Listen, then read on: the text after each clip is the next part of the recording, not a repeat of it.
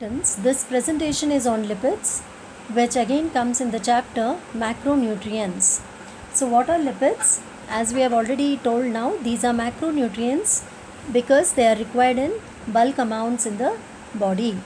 So, the term lipid is applied generally to naturally occurring substances or organic compounds that are characterized by their insolubility in water and solubility in organic solvents like ether, chloroform, alcohol, benzene, etc.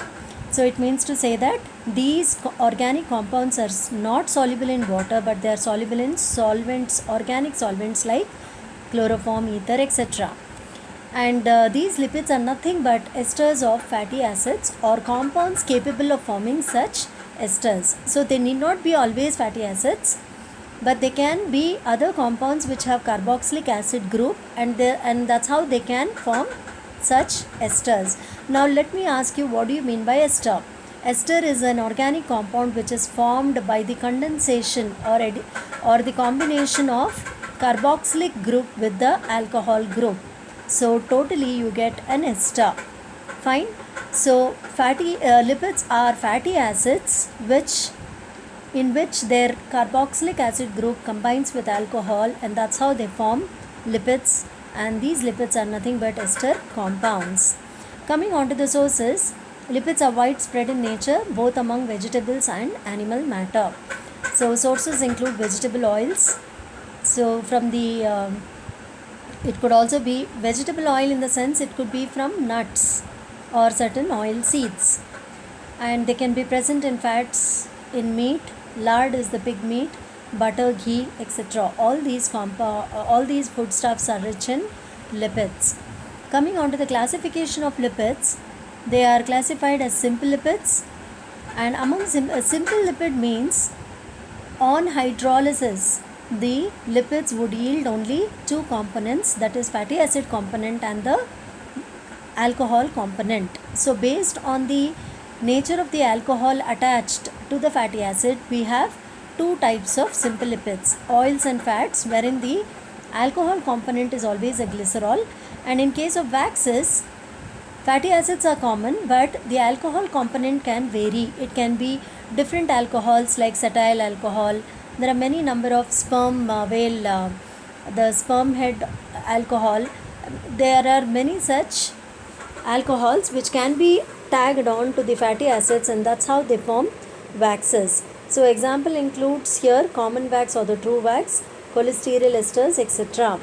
And here oils and fats, we are all aware of the simple example, that is triacyl glycerol or triglycerides, which we call as the basic oil or fat, and these oils are liquid at room temperature, whereas fats are solids at room temperature.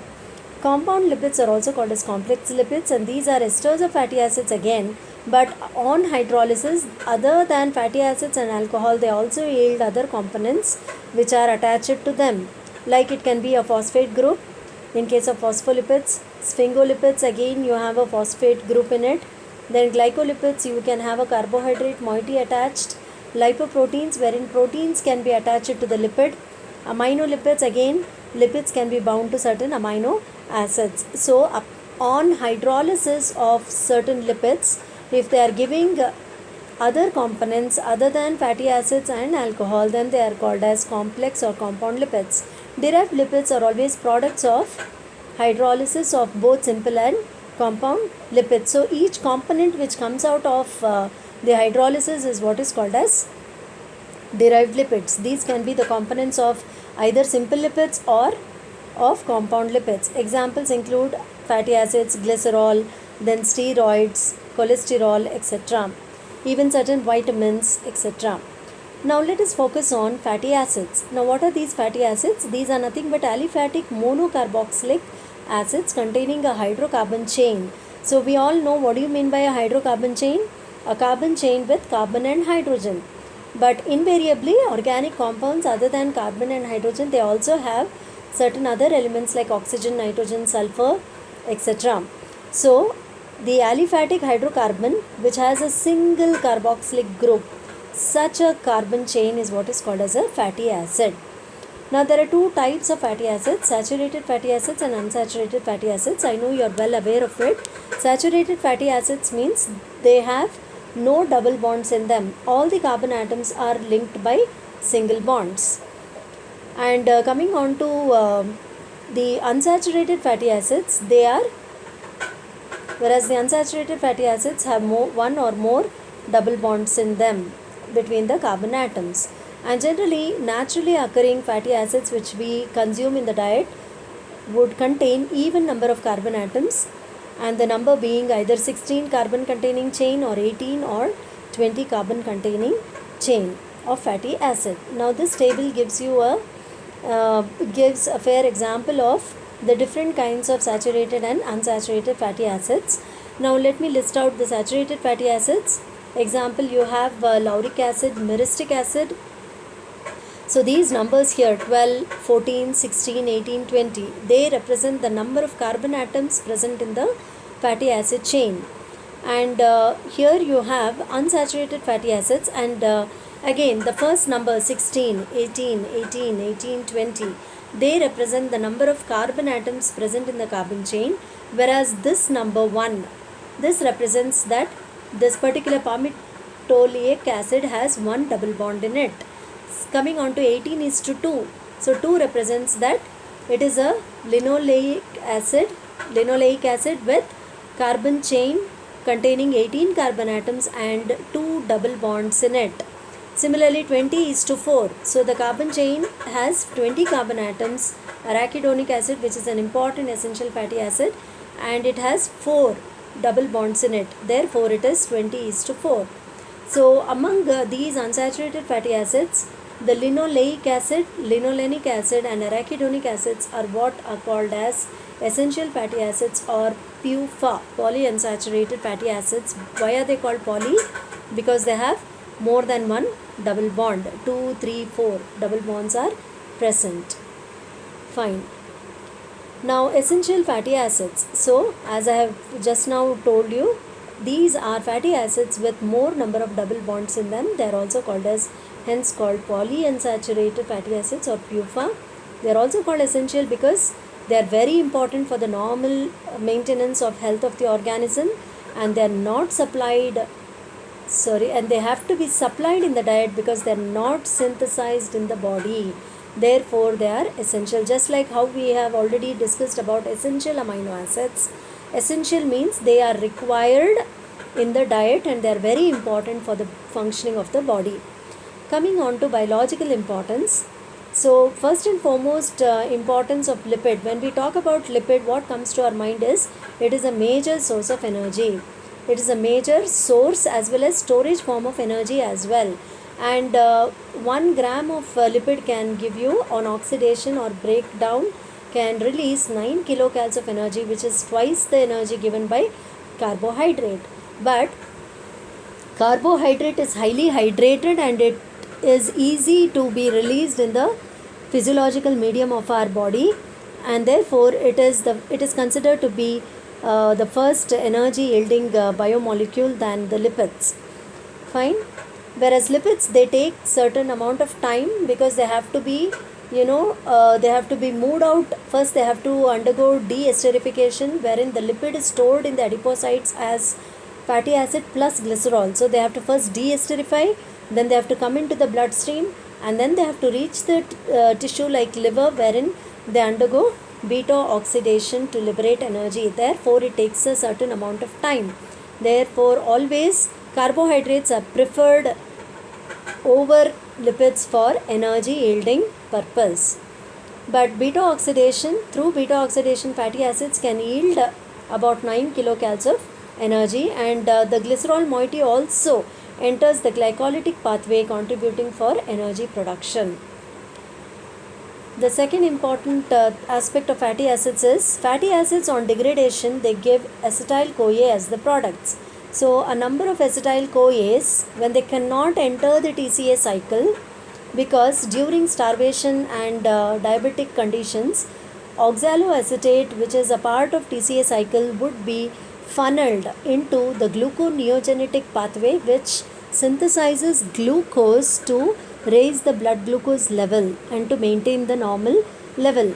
So when availability of oxaloacetate is low, acetyl-CoA cannot enter. We all know that oxaloacetate has to combine with acetyl-CoA to form citric acid, and that's how it enters the TCA cycle. So when acetyl-CoA does not have enough oxaloacetate to bind, it is channeled to synthesis of ketone bodies. So ketone bodies are synthesized in liver and they are exported through the blood into extrahepatic cells like brain, kidney, where they can run the TCA cycle. That's how ketone bodies which come out of fatty acid oxidation help in fueling the cells or tissues like brain and kidney.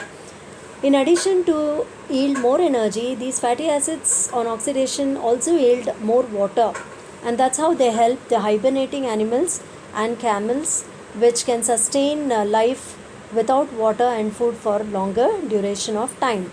That's how they are, and the major portion of energy which is coming out of beta oxidation would be in the form of heat, which maintains the body temperature of hibernating animals like polar bears. Now phospholipids, which are very important as essential components of cell membrane. This is again, we have discussed it as a complex lipid. So they also regulate the permeability of the membrane, and they play an important role in electron transport chain. Then certain phospholipids are important for calcium absorption and activation of several enzymes. Lipids act as surfactants. So we have diacyl glycerol, which is a component of lipid. So it is very important in order to open the alveoli after the breathing. After expiration, the alveoli has to again open to take in more oxygen. Otherwise, the respiration process would be hampered. The lipids are also required for transportation of fat-soluble compounds like fat-soluble vitamins, then lipoproteins, etc. An essential fatty acid like arachidonic acid is important precursor for immune cell components like prostaglandins, lipoxins, thromboxanes, etc. Cytokinins.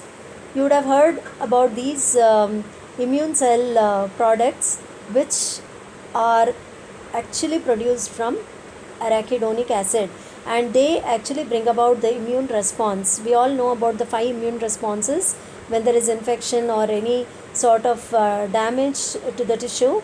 What are the 5 inflammatory responses? It is the rise in temperature, edema or the swelling. Then you have what else? Pain, the sense of pain. Fine. So these are again contributed by arachidonic acid through these components which bring about the inflammatory responses like rise in temperature, then pain, swelling, edema and all that.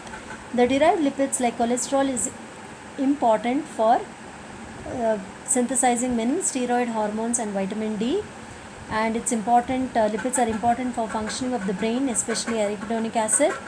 And lipids are known to insulate subcutaneous tissues and other organs like heart, kidney, etc.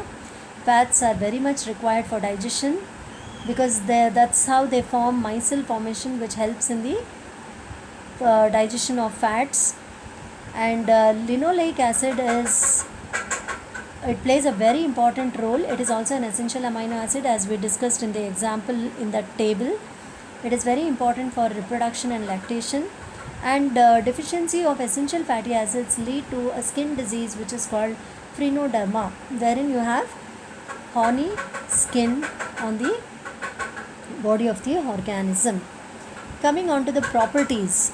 So I've just listed out certain properties. Very importantly, we have hydrogenation. So as the name indicates, hydrogenation is addition of hydrogen onto a lipid, generally the oil.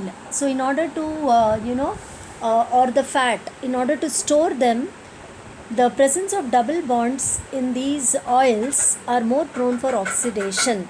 Therefore, what happens is when you add hydrogen, see here, both are 18 carbon containing examples. This is trioluene and this is tristeriene. So here if you count this part, CH2O, this belongs to CH2O, CHO, CH2O, this belongs to glycerol, whereas from here C double bond O to here it is the fatty acid chain. And you can count the number of carbon atoms. C, it is 1, here CH2 7, so it is totally 8, 9, 10, 10 and 17, 17 plus this C is 18. So olein is a 18 carbon containing compound. Stearic acid is also 18 containing carbon atoms. So you can see here 1C, here it is 14, 15, 16, sorry this is 16. So this is 1, then 1 plus 16, 17, and this C double bond O is 18.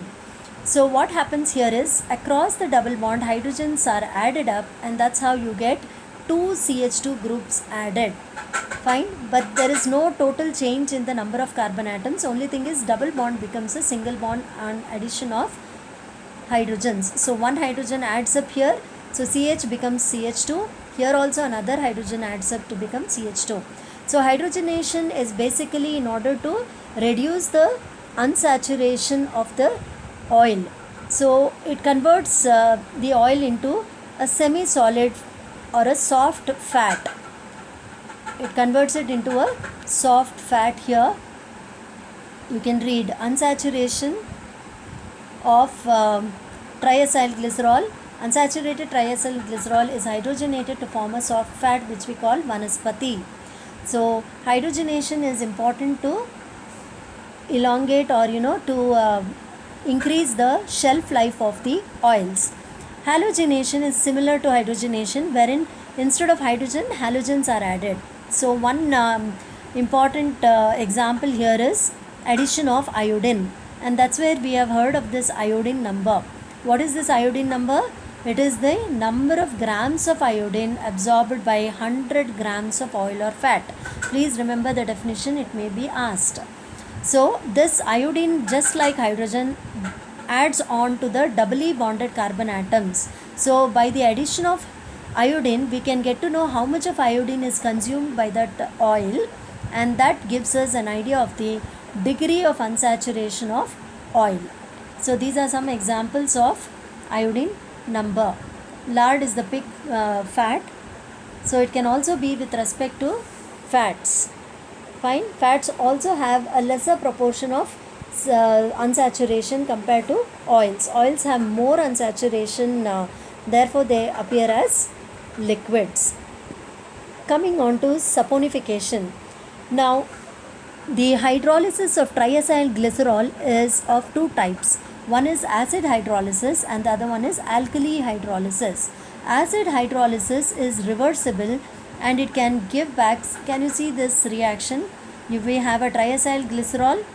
Here triacyl glycerol is, this is the glycerol, CH2O, CH, CH2O. Fine, this is C double bond OR1, means this is one fatty acid chain. So similarly we have R2 C double bond O, another second fatty acid chain, and this is another fatty acid chain. So there are three fatty acid chains, and therefore it is called triacyl. Acyl means fatty acid chain. Triacyl glycerol. So plus water with acid, the proton is shown as acid, so it would cleave it into the fatty acid components. Can you see R1 COOH, R2 COH, R3 COH, and you get back the glycerol, and this is reversible.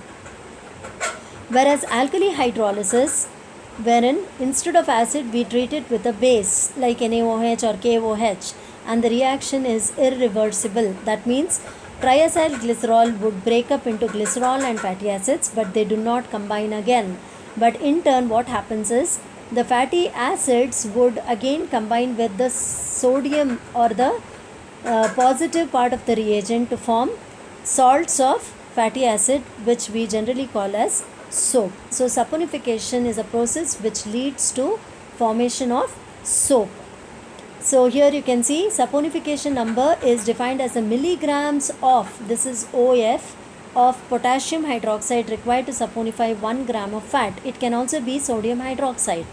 So saponification number indicates the molecular size of the fatty acid component.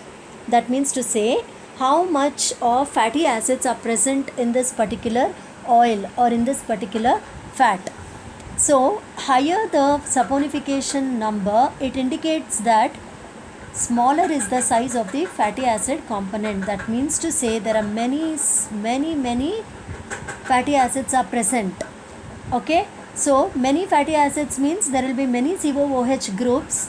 Remember, fatty acid, after it is being formed here, COOH, each COOH forms, combines with the positive part of the base, that is here sodium or potassium, to form the soap or salt of fatty acid. Fine. So more number of carboxylic acid groups indicates there are many fatty acid chains. So saponification number will be more. So that means to say that higher the saponification number, smaller is the size of the fatty acids, and more are the number of fatty acids present in the lipid, in that particular oil or fat. And if the saponification number is less, it means that many fatty acids are not there. So you have only few fatty acids which are longer in length, so only very few fatty acids are present. Therefore very few carboxylic acid groups can react with sodium, and that's how saponification number is less. So I can give you an example of say 2 boxes which are equal in their size, and I say I can fit around 6 big balls in one of the boxes, but in the other box I can fit in more than 12 balls because they are smaller in size. So both the boxes are of equal size and shape, but fatty acids, if they are bigger, so you have only few balls to be fitted. Understood? If fatty acids are less in number, it means that they are bigger in their molecular size. That means they are quite longer in length, so you cannot fit more fatty acids in that lipid. Same way, the more bigger balls cannot fit in the box. So on the other hand, if you have smaller balls, it means that many balls can be fit in the same box. So it means that the chain length of the fatty acids are short, and many fatty acids, small fatty acids, are contained in the oil or the fat. Therefore you get more carboxylic acid groups to react with sodium. So the saponification number is high in case of smaller fatty acid composition. So saponification in turn indicates the average molecular size of the fatty acid component. I hope you understood the concept of saponification number. Coming on to the last one, rancidity. It is nothing but the development of unpleasant odor and taste on exposure to air. So this unpleasant odor or taste of the oil or fat is what is called rancidity. There are two types of rancidity: hydrolytic rancidity and oxidative rancidity. Hydraulic rancidity is mainly because of enzymes present in the fat itself, and that becomes active and it reacts on the fat in presence of moisture and warm temperature, releasing free fatty acids which give unpleasant smell. Same way, oxidative rancidity is due to oxidation of double bond, and here it forms short chain aldehydes of objectionable odor and taste. Here they don't form fatty acids, but they form short chain aldehydes. Oxidative rancidity can be increased when exposure to more light and air. So oxidative rancidity can be prevented by the addition of antioxidants like vitamin E and also phenolic compounds like butylated hydroxyanizole, etc. So this is again, you can give this example for fortification of oils. So hydrolytic rancidity is common in butter, so you can prevent it by storing it in refrigeration or by pasteurization. And vegetable oils, since they contain more percentage of unsaturated fatty acids, they are more prone for oxidation, and therefore you can add these antioxidants to the oil to prevent rancidity. So this is about the RDA. About 35% of the diet should include fats, and out of this 35, 10% should be PUFA or essential fatty acid. So on an average, an adult man can have 25 grams of fat.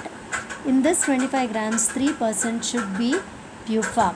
So adult can have 3, even older children, young children, not much of a change. And for pregnant and lactating mothers, a bit of increase in the composition of fatty acids. So this next PPT would be on proteins.